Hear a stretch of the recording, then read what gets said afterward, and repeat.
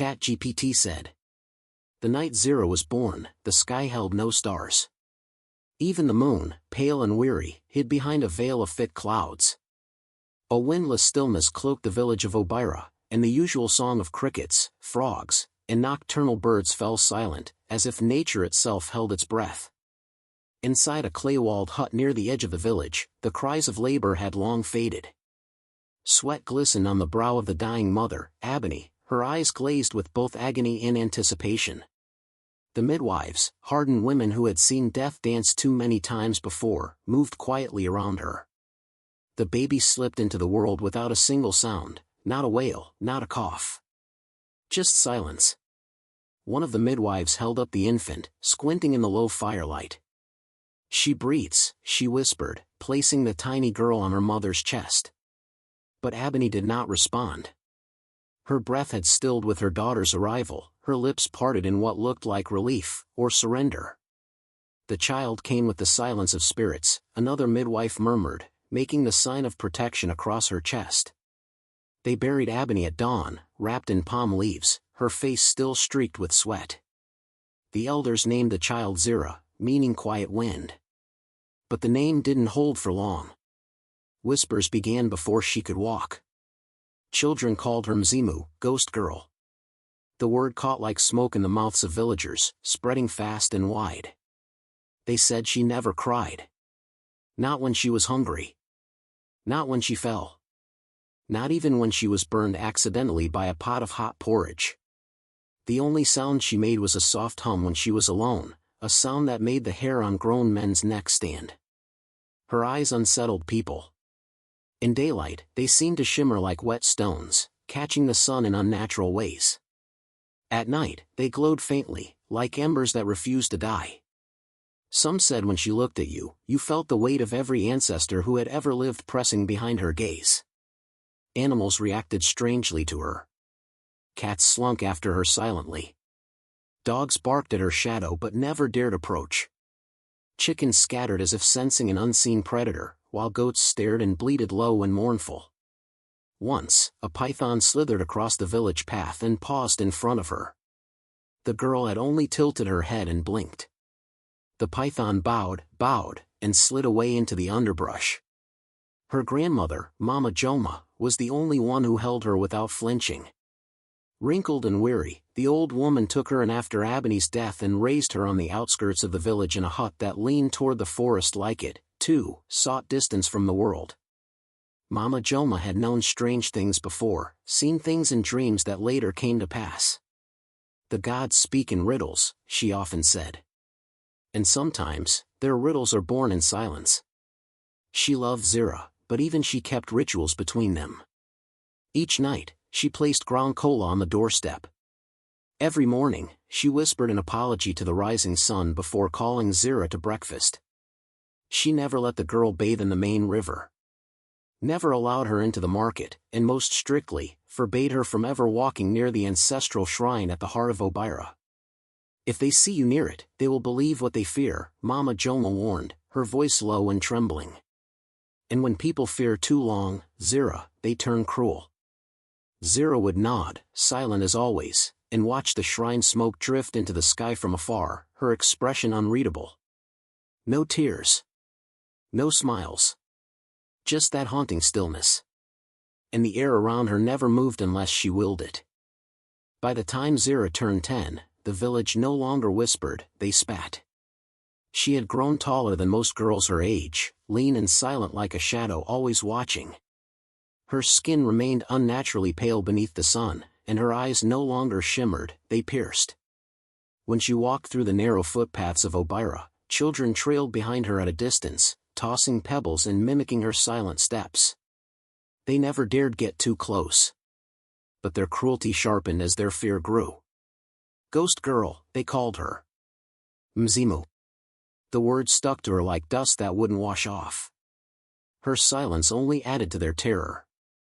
No matter what they did, laughed at her, cursed her, even shoved her, Zira never reacted. Not a flinch, not a blink. It was her shadow that sealed her fate. One moonless night, a group of boys playing with torches near the central square saw her walking quietly between huts. They giggled, whispering about the dead one, until one boy gasped. "Where's her shadow?" The others turned. The torchlight danced along the ground, but behind Zira, there was nothing. Nothing where a shadow should be. Only bare earth and trembling flame. And sometimes, under certain skies, her shadow stretched too long, trailing behind her like a black thread pulled taut by something waiting beyond the trees. Word spread fast. The following morning, 3 children refused to leave their mother's hut, shivering under mats. A goat refused to eat and cried all night facing the direction of Zira's hut. And so, the spitting began. Men would spit into the dust when she passed. Women drew their babies closer and muttered protective chants. Children spit straight at her feet. The first time, Mama Joma raised her cane at them, swearing and snarling like a lioness. But even she couldn't protect Zira from the fear in the villagers' hearts. It came to a head one dry afternoon, when the sun baked the clay paths until they cracked. Zira had walked to the well alone, her small calabash bouncing against her hip. She stood silently, waiting behind a group of women already drawing water. None acknowledged her. One woman looked back, saw her, and recoiled. "Go draw your water from the underworld," she hissed. "We don't want your curse near ours." Still, Zira said nothing. Later that day, as she passed the square, a boy stepped out from behind a stall and dumped a handful of cold ash on her head. "Go back to where you came from, ghost girl," he sneered, loud enough for others to hear. A few people chuckled, but many turned away, pretending not to see. Zira simply stared at the boy. Her face, as always, unreadable. That night, the boy's voice disappeared. Not a cough, not a whisper, not even a gasp. His mother said she heard him screaming in his dreams, but no sound came from his mouth. His father tried everything, herbs, smoke, even calling the old bone doctor from across the hills. Nothing worked. For 3 days, the boy's mouth opened with silent panic. On the 4th day, his voice returned suddenly, raw and cracked. He would never speak Zira's name again. The village took it as a sign. Zira was declared cursed, not just feared, but untouchable. The elders didn't even summon her, they simply sent word to Mama Joma. The girl was banned from the market, the festivals, and all village gatherings. Even Mama Joma began to change. She still fed Zira, still clothed her, still sang low songs in the evenings. But she no longer kissed her forehead. She no longer looked Zira in the eyes. She began leaving her food at the doorstep instead of calling her inside to eat. She placed charms beneath Zira's sleeping mat, charms Zira noticed but never removed. And then the dreams began. Zira started waking in the night, whispering to something unseen beyond the window. She would sit outside the hut and look into the forest, her head tilted slightly, as if listening to a voice no one else could hear. Sometimes she whispered back. Mama Joma once caught her crouched at the edge of the trees, speaking in a language she didn't recognize, soft, rhythmic, like forgotten drumming. The girl stood when she noticed her grandmother and walked back into the hut without a word. "Who are you speaking to?" Mama Joma asked, her voice trembling. Zira only blinked. Then, she smiled. It was the first time she had ever smiled in her life. And that smile broke something in the old woman. She turned away quickly, clutching her chest. After that, Zira spent more time in the forest. She no longer asked questions. She no longer needed to. Because something out there, something older than the village, older than fear, had begun answering her. The old baobab stood alone at the edge of the forest, its thick roots bulging like the twisted knuckles of giants pressed into the earth. It was said to be the oldest living thing in Obira, older even than the stones beneath the village shrine. Children were warned never to go near it. The elders spoke of spirits sealed inside its hollow, voices trapped between the worlds. It was the tree where secrets were buried, and some said, where they learned to speak again. Zira had passed by it many times, always feeling a strange pull in her chest, a hum beneath her skin. But she never approached. Until the day her grandmother struck her. It wasn't a hard blow. Just a slap across the cheek, sharp and sudden, and desperate. Mama Joma had caught her humming again, barefoot in the yard, her eyes closed as though she were dancing to a sound no one else could hear. The old woman had screamed her name, pleaded with her to stop, but Zira just kept swaying, lost in whatever held her. The slap brought her back. She opened her eyes, calm, as if she'd been pulled from somewhere far away. Mama Joma was crying, muttering prayers under her breath, calling on every god she remembered. Zira turned and ran. Not toward the river, not toward the other huts, but into the forest. Straight to the baobab. She collapsed at its base, her knees bloody from thorns, her breath heaving in silence. For the first time in years, she cried. No one could see her now. No one could spit or call her names. Her tears soaked into the roots, and the wind around her began to stir. Then she heard it. A voice, low and layered, like many voices speaking together through the same mouth. It came from inside the hollow of the tree. You are not alone. Zira froze, heart thudding, yet unafraid. She crawled closer, placing her hand against the bark. It felt warm. You are not cursed, the voice said, clearer now. You are chosen. Her fingers trembled against the tree.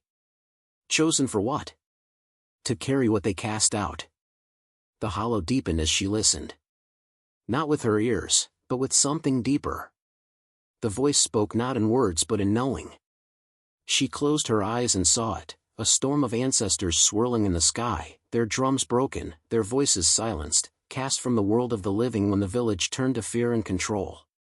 A great rift had formed between the ancestors and their children. Zira had been born at the moment that rift opened. The drums broke when you entered, the voice whispered. And with their silence, we were trapped. She saw the vision then, clear and terrible. The night she was born, a man had smashed the sacred drums during a drunken rage. It was the same moment Abani gave her final breath. With the drums silenced, the bridge between the living and the dead collapsed. The ancestors, trapped and voiceless, had poured into the only vessel open to them, the womb of a woman dying in grief. Zira had not simply been born. She had been filled. You are the echo, the voice said. The memory they buried. The breath they tried to forget. She pressed her forehead against the bark, weeping soundlessly. And the tree wept with her.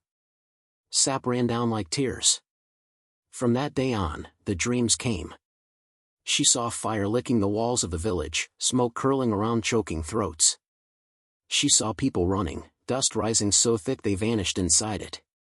She saw a great veil, like skin, tearing open, and from it poured shadows of those long forgotten. Not demons, not devils, just memory. Unanswered grief. Spirits with nowhere left to go. She began to walk differently after that. Slower. With purpose. She no longer avoided her reflection in the water jars. She stared straight into it, unblinking. And when she stood under the baobab again, the wind circled her feet like a loyal dog. Sometimes, people in the village heard laughter from the forest, soft and echoing, but no one had gone into the woods with Zira. No one dared. She now spoke in whispers when alone, her voice low, patient, and always facing the trees. Zira was no longer waiting for the world to see her differently. She was waiting for it to remember what it had buried. For the first time in 12 years, the drum festival returned to Obira. It was as if the village had held its breath all that time, waiting for the right alignment of stars, rain, and memory to permit it. The elders had declared it sacred, a chance to rebuild the broken bond between the living and the dead. Every house hung crimson cloths from their doors. Women painted their faces with white clay. Children danced barefoot on heated earth, their feet raising dust that shimmered in the sunlight. The sacred drums, kept in a thatched sanctuary behind the shrine, were brought out one by one, wrapped in animal skins, carried as though they were the bodies of sleeping gods. People wept at the sight. The largest drum, carved from a single trunk and bound in lion hide, was brought last. It had not been played since the night Zira was born. The festival would last until the moon reached its highest point. Music, offering, dance, praise. But above all, purity. The elders had made it clear, no one with impurity was to touch the sacred grounds. The message was not lost on Zira. She had not been invited. No one even bothered to warn her to stay away. It was assumed she would understand. But Zira, now 12, stood outside her hut and listened to the drums being tested in the distance, each thump echoing like a call to a place she recognized but had never visited. She wrapped herself in a dark shawl and followed the sound.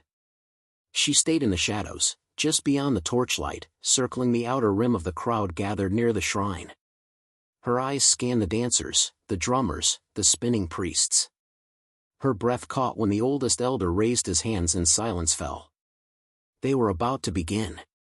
A sudden hush blanketed the village square. Everyone knelt. The drums stood still like sleeping beasts waiting to be woken.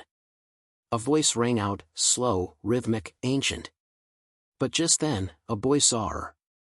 "There! Ghost girl," he shouted, pointing with a gourd still wet from palm wine. Heads turned. Gasps followed. Zira stood frozen in the open, too focused on the drums to notice she'd wandered into the light. A boy, older and heavier, stepped toward her. His eyes burned with inherited hatred. "You don't belong here," he growled. "This is a place for the living." Zira didn't move. "Didn't you hear?" The elders said no impurity. No cursed blood. No mistake in the womb. With that, he shoved her. Zira fell backward onto the hard-packed earth. Her shawl slipped, exposing her bare arms. Dust clung to her face. She looked up at the crowd. No one came forward. No one helped. One woman covered her child's eyes. Another spat. Then, the wind shifted. It came all at once, furious and unexpected. A great gust howled across the square, lifting dust, pulling cloth from lines, sending embers from firepots swirling into the air. The drums groaned. The firelight flickered violently. A hush of terror fell over the gathering. And then it happened. The largest drum, the one bound in lion hide, the one carved by grandfathers' grandfathers, split open with a sound like thunder. Not a tear. A rupture. The hide burst, the wood cracked down the center, and the drum collapsed onto its side with a hollow boom that echoed far into the forest. People screamed. Children cried. The dancers fled in every direction. Elders held their hands to their chests in disbelief. And in the center of it all, Zira stood. The wind circled her, rustling her shawl. Her eyes, glowing faintly, stared directly at the broken drum. "She did this," someone whispered. "She cursed the festival. She is the silence that broke the drum again." The cries grew louder, fueled by fear and wine and years of unease. They swarmed her. Zira didn't fight. Hands grabbed her arms, dragged her across the dirt. Someone tore her shawl. Someone else threw a palm nut at her head. The chanting turned into something darker, no longer a ritual, but a condemnation. They brought her before the circle of elders, breathless and bleeding from her knees. "She came even after we warned her," one man shouted. "And now the gods have punished us again. She must be cast out," a woman hissed. "If we keep her, Obira will fall." The elders conferred in whispers. Mama Joma was not called. No one dared speak on Zira's behalf. Her name had become a curse, and curses, in Obira, were buried. Finally, Elder Dako, the oldest man in the village, stood and lifted his staff. "Enough." His voice cut through the crowd like a knife. "She is not a child," he said, looking down at her. "She is a hollow." A murmur swept through the people. "We will send her to the Whispering Gorge." Gasps followed. Eyes widened. That was a sentence reserved only for the most defiled of souls, those who could not be buried in soil or sanctified by ritual. The gorge was a slit in the land, jagged and deep, where echoes roamed endlessly. It was said the wind there carried the voices of the lost, repeating their screams until time forgot them. No one had ever returned. She will be taken at dawn, the elder finished, so that the sun may watch her fall. Zira didn't flinch. Not once. She turned her head slowly toward the broken drum, and a strange smile flickered at the edge of her lips, not joyful, not angry. Just knowing. They had broken her body against silence, and now they would bury her in it.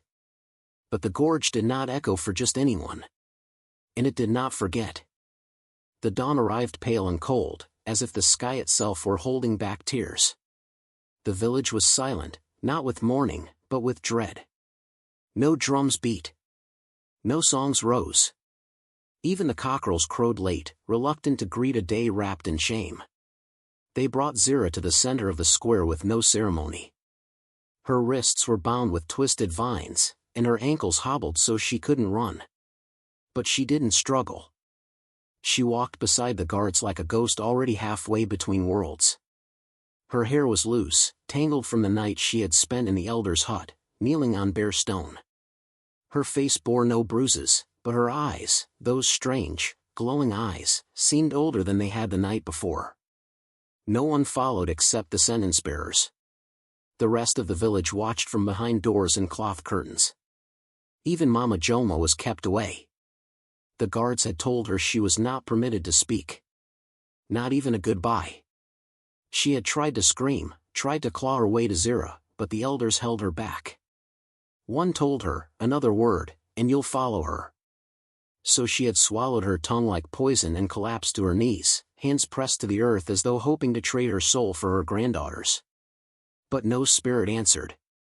They took Zira to the Whispering Gorge. It lay 2 hills beyond the village, where the land suddenly cracked open like a wound left untended. A steep, jagged canyon where no plants grew and the wind sang songs without origin. It was said that ancestors who were forgotten ended up there, screaming for names that no one remembered anymore. They led her to the edge. The vines were cut from her wrists. One guard reached for her arm, but Zira stepped forward on her own, barefoot, her ankles bleeding slightly from the binds. She stood there, looking into the chasm, as if studying it. As if it were familiar. The wind began to howl. "You've brought this on yourself," the elder said behind her. "Whatever cursed spirit you carry, let it fall with you." Zira turned to him, slowly. Her lips parted slightly, not in plea or defense, but in a soundless hum, barely a breath. The guard who stood beside her stepped back. The wind snapped across their faces.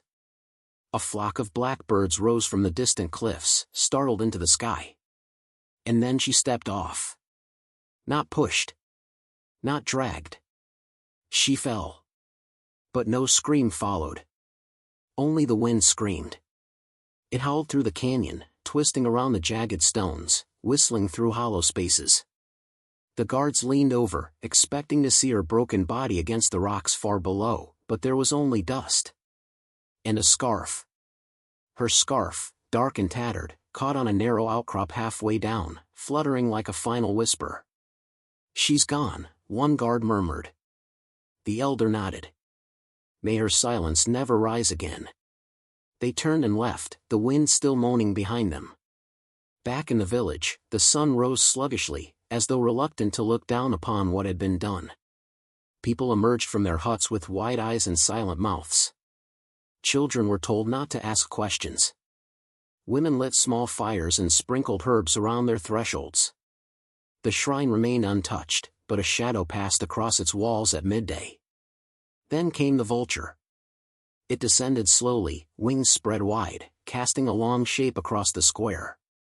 It landed atop the village shrine, claws digging into the carved wooden figure that represented the ancestors. It stared down at the village with eyes too intelligent, too watchful. And it didn't leave. All day it sat there, unmoving. Watching. Waiting. Mama Joma saw it through her window and knew.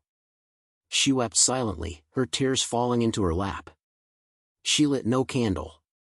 She sang no funeral hymn. She only sat with her back against the wall, eyes empty, her body too exhausted to wail. At nightfall, she rose and walked outside. The villagers stared as she passed, but said nothing. She approached the shrine slowly, carrying a small clay bowl filled with river water and kola nut. She knelt before it and began to whisper Zira's name. A child screamed. From across the square, a young girl pointed toward the edge of the gorge path, visible in the distance even from the village. A pale figure stood there, still as a stone, outlined by the moonlight. She did not move, but she shimmered faintly, as if made of smoke and memory. "She's there," the girl cried. She came back. Villagers ran outside, squinting into the darkness. Some said they saw her too. Others denied it, swearing the child was only afraid. But even the doubters locked their doors early that night. Fires were left burning through the dark. No one walked past the shrine. And still, the vulture remained. It turned its head once, slowly, and fixed its gaze on the baobab tree in the distance, where the wind had begun to gather again, softly, as if remembering a song long buried. No one mentioned Zira the next morning. Not aloud. But every step the villagers took, they checked over their shoulders. And by dusk, more than one person had begun to dream of her. Standing on the edge. Smiling, not cruelly, but patiently. As if waiting for something. The first sign came 3 nights after Zira vanished. The boy who had spit on her during the festival, Nalu, the potter's son, woke with a scream so loud it sent chickens flying from their coops. His mother burst into his hut and found him clutching his throat, gasping like he was being strangled. Purple bruises wrapped around his neck in the shape of fingers. "Who did this?" his father demanded. But Nalu could only croak. She held me, in the dark.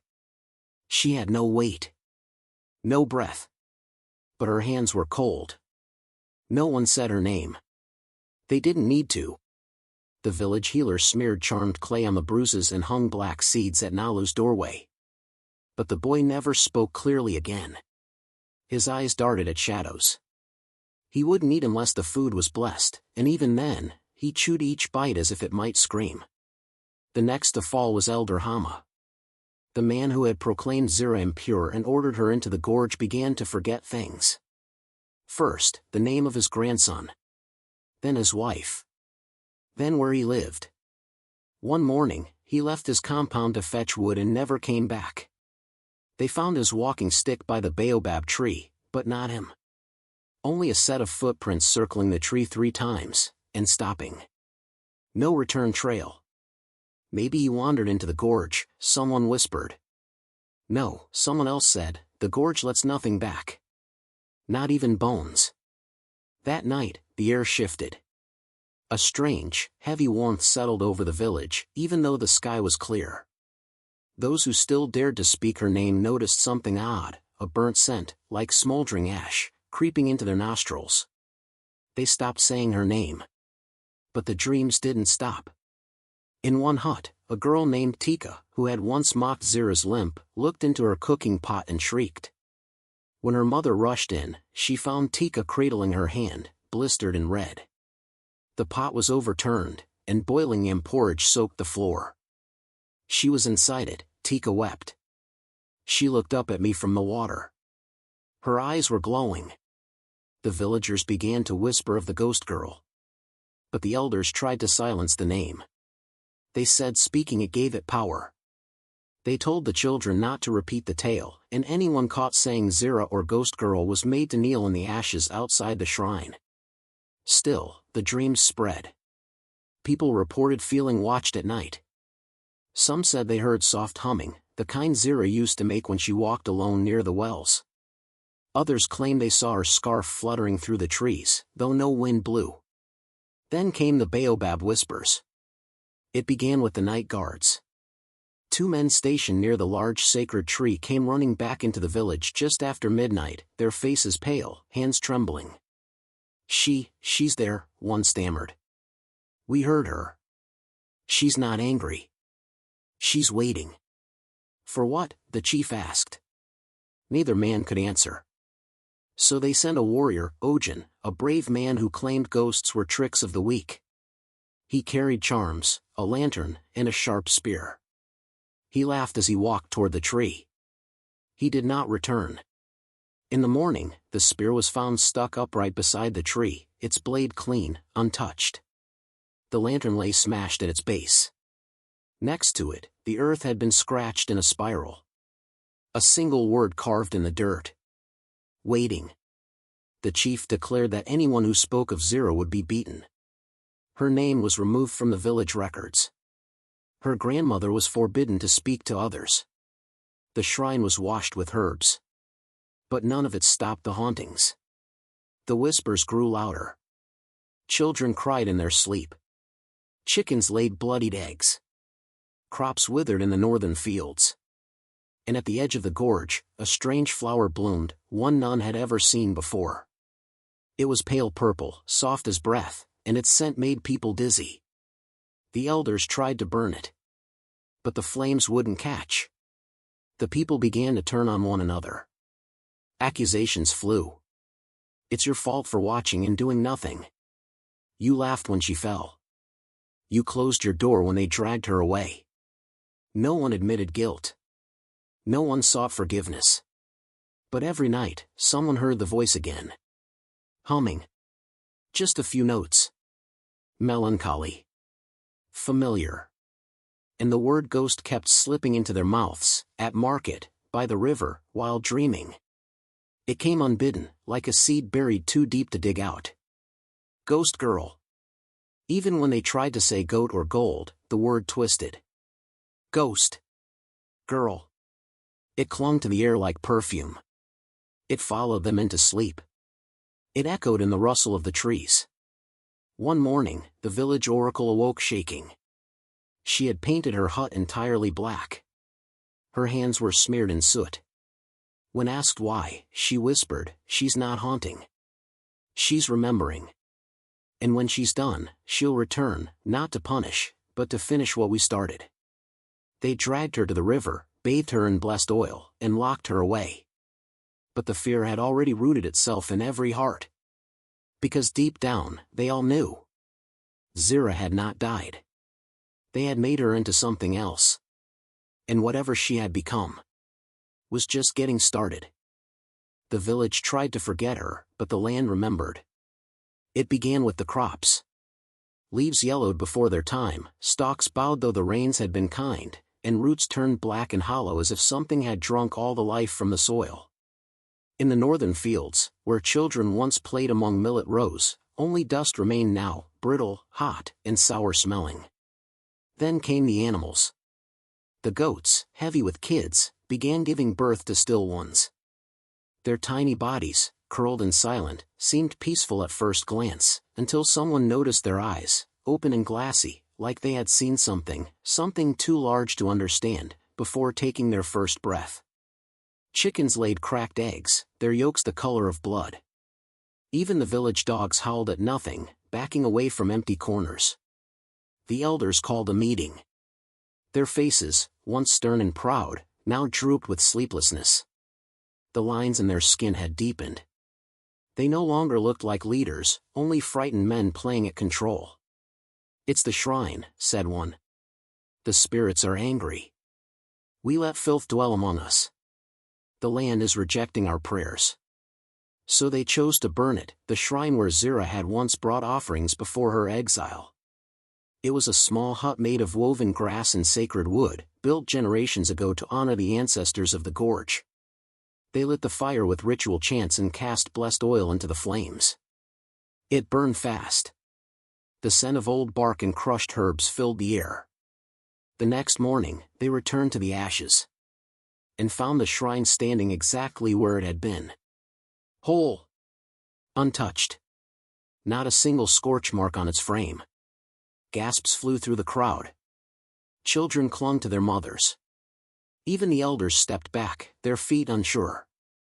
"It can't be," one whispered. "We burned it. We watched it burn." They tried again. And again. Each time, the fire consumed it completely, and each morning, it returned. In the same spot. With the same beads hanging from its arch. with the same dry leaf pattern pressed into the threshold, the one Zira used to trace with her foot when she waited for her grandmother. Panic swept through the village like wind through dry grass. They called for a diviner from the next region. A tall man with a blindfold over his eyes and cowrie shells hanging from his ears. He walked through the village slowly, humming low and steady. When he reached the shrine, he stopped. "This is not a place for burning," he said. "This is where memory lives." He refused to touch it, and left that same night. In secret, Zira's grandmother, old and bent like a tired tree, walked out beneath the baobab. She carried with her a handful of dried herbs, bitter root, sacred bark, and the last purple bloom from the cursed northern field. Her hands trembled as she dug a small hollow at the base of the tree and built a tiny shrine. Nothing grand. Just a few stones and a carved gourd filled with scented oil. She laid the herbs down and lit a flame, whispering words only grandmothers knew. That night, she dreamed. She was standing in a gorge, but it was no longer jagged and cruel. The walls glowed softly, and water trickled somewhere in the distance. Everything shimmered as if lit from within. And there, in the center, stood Zira. Her feet didn't touch the ground. Her skin shone like polished wood under moonlight, but her eyes were no longer human. They held stars. Deep, distant, ancient stars. "Child," the grandmother whispered, falling to her knees. Zira knelt beside her, her voice gentle. "I am not angry with you." Tears streamed down the old woman's face. I tried to protect you. But they—" "I know," Zira said. The light around her pulsed, not warm, not cold, just present, as though 1,000 forgotten spirits stood just behind her, watching in silence. "I do not want revenge," she said quietly. The grandmother looked up in hope. "But I am not alone anymore." Zira turned her head, and suddenly, the gorge was filled with them, girls with broken limbs, women with bruised faces, elders with hollow eyes. All of them silent. All of them glowing faintly. Not weeping. Not speaking. Just being. The grandmother woke with a start. The fire in the gourd had gone out, but the scent of herbs still hung thick in the air. Outside, the wind blew strange patterns in the dirt, swirls and spirals, like the ones carved near the baobab the night the guard disappeared. She knew then that her granddaughter was not simply a ghost. Zira had become a vessel. A spirit, yes, but not a lonely one. She was a keeper of memory now. A watcher of injustice. And the shrine they kept trying to destroy was not just a marker of where she once prayed. It was where the land remembered. The next morning, the grandmother returned to the main village shrine. She stood before the elders, spine straight despite her age. "You will not burn it again," she said. A few laughed nervously. "It returns only because someone keeps rebuilding it," one said. "No," she answered. "It returns because it was never yours to destroy. You tried to erase her, but she is the shrine now. The roots have taken her in." They scoffed. But that night, the chief's hut was filled with smoke, though no fire had been lit. He woke coughing, clutching his chest, and ran into the square. There, etched into the mud in perfect lines, were the same words carved at the baobab. Waiting. Not all spirits seek vengeance. But some, wait until you bury yourself. It was the night of the red moon, the night the elders said should never come while guilt still clung to a village's name. The sky turned the color of raw clay. Clouds, heavy and low, curled around the edges of the horizon like waiting teeth. And above, the moon pulsed red, as if dipped in blood. Children were kept indoors. Fires were not lit. Even the drummers, who beat rhythm into every evening, were silent. Their hands twitched with unease, but no one dared raise a hand to skin or wood. The silence was thicker than smoke. And then she came. It was the smallest child, peeking through the window, who saw her first. "A girl," he whispered. "In the square." They told him to sleep. That his mind was playing tricks. But he wasn't the only one. From house to house, shutters creaked open. Eyes peeked through. And there she was. Standing at the center of the square, beneath the shadow of the old palm pole. A girl. Her head was tilted slightly, like she was listening to something deep below the earth. Her face was calm, eerily calm, as though the air itself moved differently around her. And though she wore no shoes, her feet did not touch the ground. Dust rose beneath her soles, hovering, as if even the soil was afraid to make contact. She looked like Zira. But more than Zira. Her eyes held no tears. Her lips did not tremble. Her hair floated gently behind her, untouched by the wind that spun wildly in a circle around her. Bits of sand and dry leaves danced in the air, creating a soft storm that kept anyone from stepping close. No one could approach. Not even the bold boys who once mocked her. They tried, one with a spear, another with a curse on his tongue, but the moment their feet touched the edge of the swirling dust, they were thrown back as if the wind itself had hands. Then Zira began to move. Not walking. Drifting. Slowly, deliberately, toward the houses. One by one. She stopped at the hut of the healer's wife, the one who had said, "Let her rot, her blood is cursed." The wind blew harder, pressing against the door like 1,000 fists. Inside, the woman trembled, clutching her beads. She didn't want to open the door. But something pulled her. Her hands moved on their own. Her feet obeyed no command. The door creaked. And the moment it opened, the wind surged forward, pulling her into the storm. She vanished.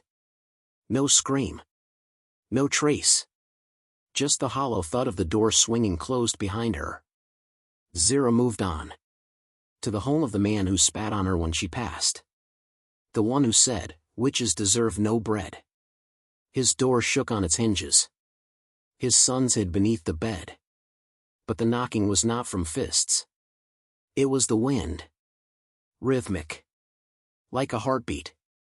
Like a drum no one could silence. The man opened the door. And was gone.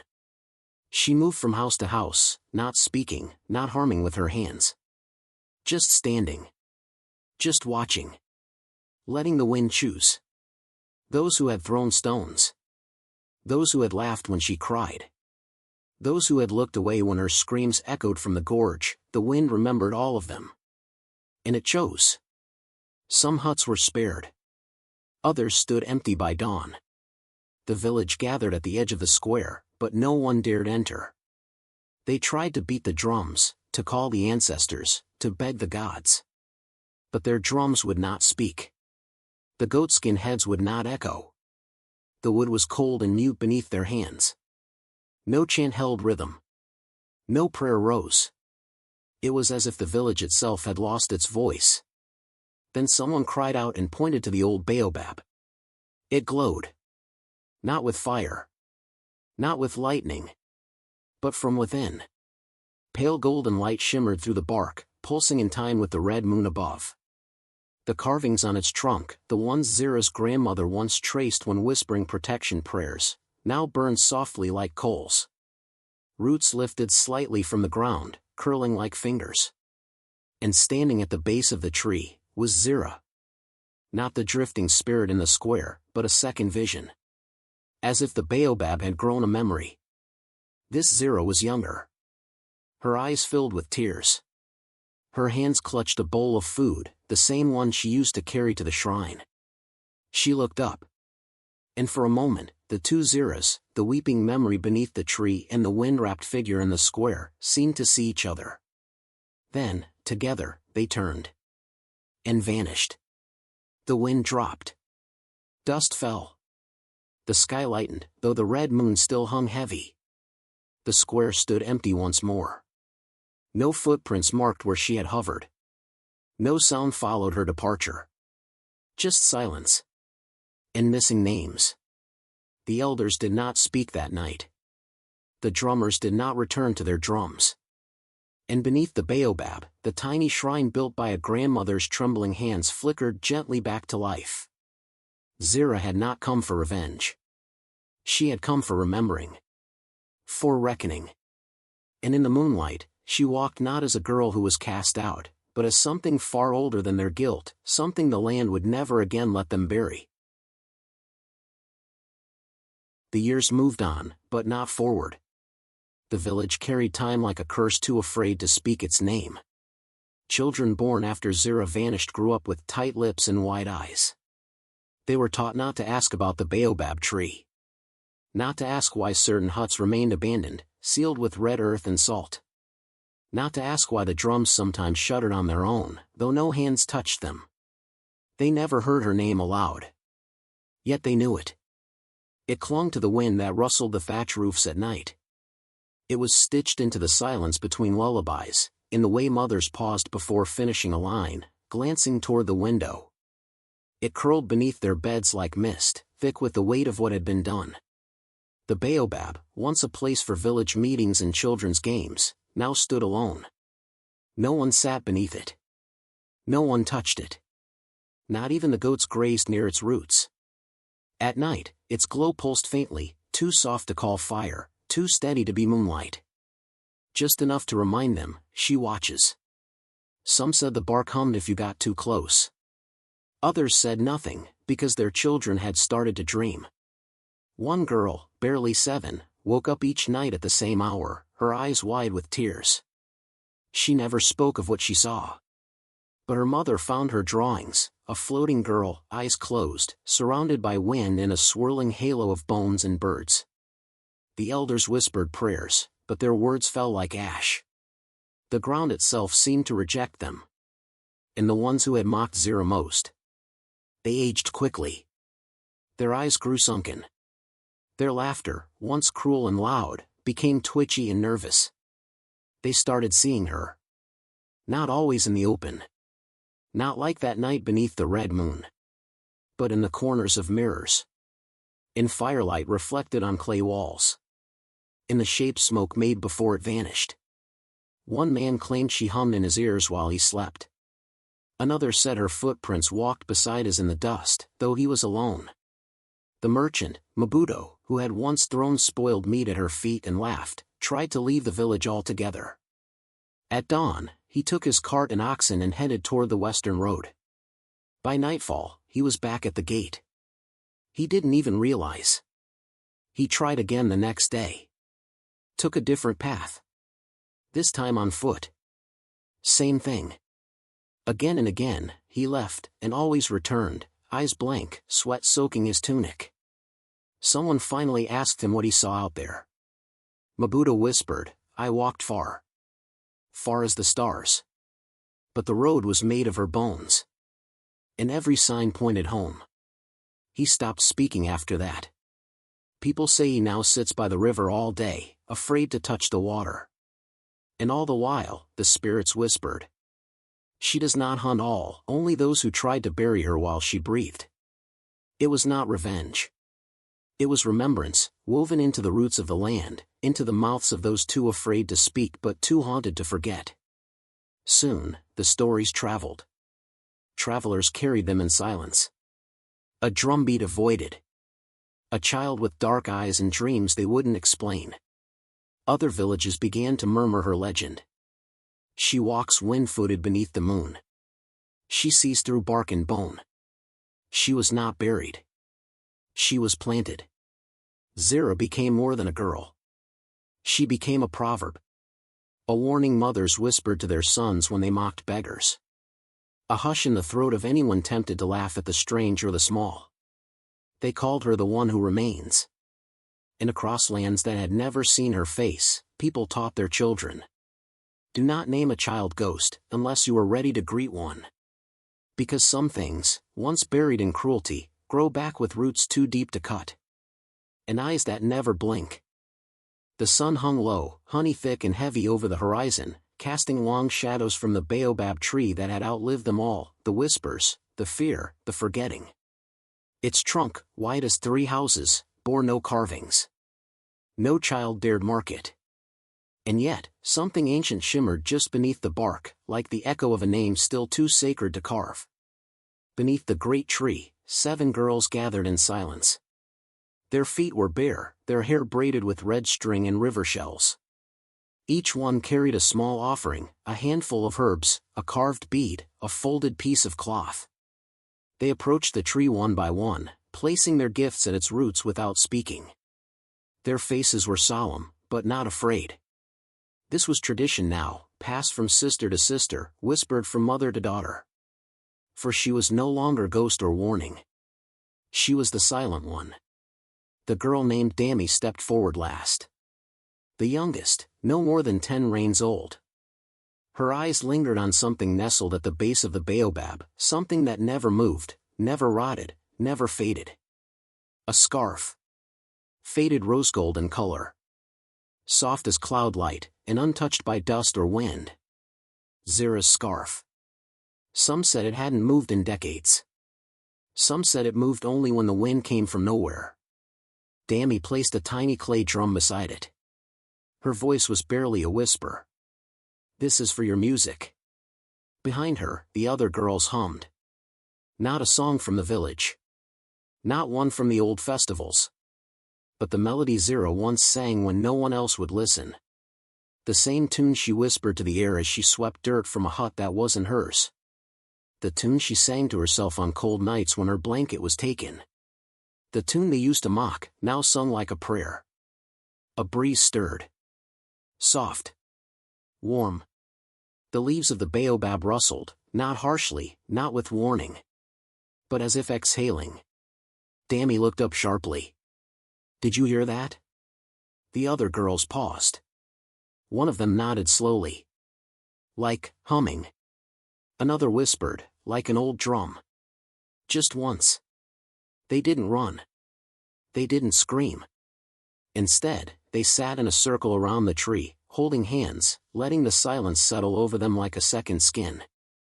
The breeze circled them once, then vanished. And in that stillness, something changed, not around them, but within them. A knowing. A peace. A name they would never again speak in anything but reverence. In the years since Zira disappeared, the land had softened, but not forgotten. The crops had returned. The water flowed clearer. But those who remembered what they'd done, or what they had allowed to be done, never rested. They tried to forget. But when night fell and their houses grew quiet, they heard it. Footsteps that stopped at their door and never knocked. A shadow that passed without casting one. A whisper from a drum no longer strung. Zira did not return with screams or fire. She never raised the earth to swallow them. Never unleashed curses. Instead, she endured. And in enduring, she became more than what they tried to bury. She became memory. Warning. Sanctuary. For those who were kind, she was the wind in their sails, the hush that soothed crying babies, the soft voice that said, "You are not alone." For those who were cruel, she was the mirror that blinked when they didn't. The hush after laughter that wasn't theirs to claim. The dream that left them sweating, heart racing, unsure if they'd just heard her name, or spoken it. They called her many things. Ghost Girl. The Silent One. The Walking Wind. The Daughter of the Baobab. But they did not speak Zira lightly. That name, her true name, was only spoken when feet were bare and the sun was low. When offerings were laid gently and songs hummed without pride. When remembrance, not fear, guided the tongue. The shrine beneath the baobab was never rebuilt by men. It rebuilt itself, through memory, through ritual, through those who chose to remember not just how she died, but how she lived. A scarf, a song, a story. That was her justice. Not vengeance. Transformation. And those who still feared her. They still heard her. Not in rage, but in rhythm. In the creak of old wood. In the knock of the wind. In the sound of feet that never quite touched the ground. Some tried to silence the name again. To bury the stories. But every time they did, a child would be born who knew her song by heart, though no one had taught it. Because not all ghosts haunt. Some remain. To teach the living how to remember.